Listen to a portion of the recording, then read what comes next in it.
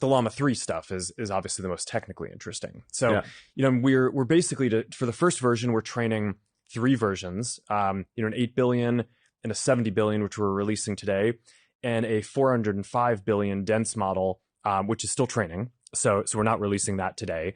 But, the 8 and 70, I mean, I'm pretty excited about how they turned out. I mean, it's, they're leading for their scale. It's, we'll release a blog post with all the benchmarks so people can check it out themselves. And obviously it's open source, so people get a chance to play with it.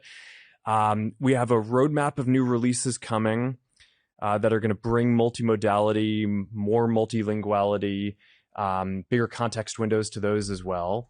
And then, hopefully sometime later in the year, we'll get to roll out the 405, which I think is in training, it's still training, but for where it is right now in training, it is already at around 85 mmLU, and just we expect that it's going to have leading benchmarks on a bunch of the benchmarks. So I'm pretty excited about all of that. I mean, the 70 billion is